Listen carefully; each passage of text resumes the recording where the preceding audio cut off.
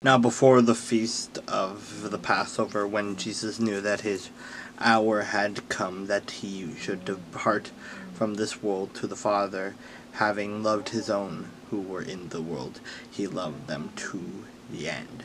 And supper being ended, the devil, having already put it into the heart of Judas Iscariot, Simon's son, to betray him, Jesus, knowing that the Father has given all things into his hands, and that he had come from God and was going to God, rose from supper, and laid aside his garments, took a towel and girded himself. After that, he poured water into a basin, and began to wash the disciples' feet, and to wipe them with the towel with which he was girded. Then he came to Simon Peter, and Peter said to him, Lord, are you washing my feet? And Jesus answered and said to him, What I am doing you do not understand now, but you will know after this. Peter said to him, You shall never wash my feet. Jesus answered him, If I do not wash you, you have no part with me. Simon Peter said to him, Lord, not my feet only, but also my hands and my head. Jesus said to him, And he who is bathed needs only to wash his feet, but is completely clean. And you are clean, but not all of you. For he knew that who would betray him. Therefore he said, You are not all clean.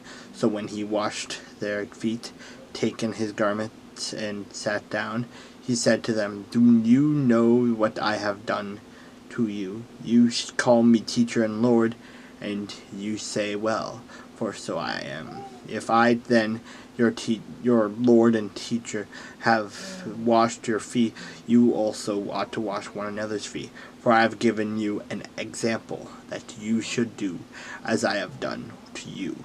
Most assuredly I say to you, a servant is not greater than his master, nor is he who is sent greater than he who sent him.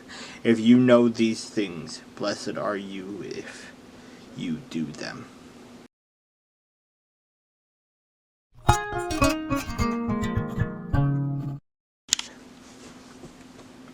He who scatters has come up before your face.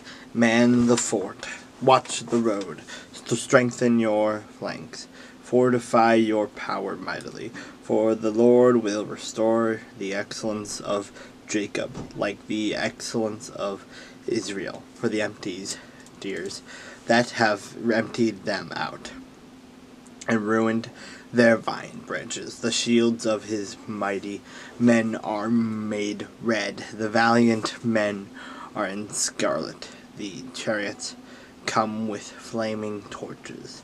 In the day of his preparation, and the spears are brandished. The chariots rage in the streets. They jostle one another in the broad roads. They seem like torches. They run like lightning. He remembers his nobles. They stumble in their walk. They make haste into her walls, and the defense is prepared. The gates of the rivers are opened, and the palace is dissolved. It is decreed. She shall be led away captive. She shall be brought up, and her maidservants shall lead at her as with the voice of doves, beating their breasts. Though Nineveh of old was like a pool of water, now they flee away. Halt, halt, they cry, but no one turns back. Take spoil of silver, take spoil of gold. There is no end of treasure, or wealth of every desirable prize. She is empty, desolate, and waste. The heart melts, and the knees shake. But much pain is in every side, and all their faces are drained of color.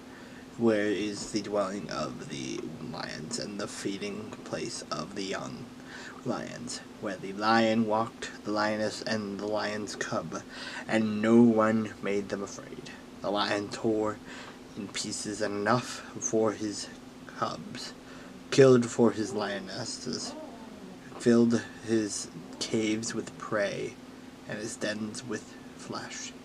Behold, I am against you, says the Lord of hosts. I will burn your chariots in smoke, and the sword shall devour your young lions. I will cut off your prey from the earth, and the voice of your messengers shall be heard no more.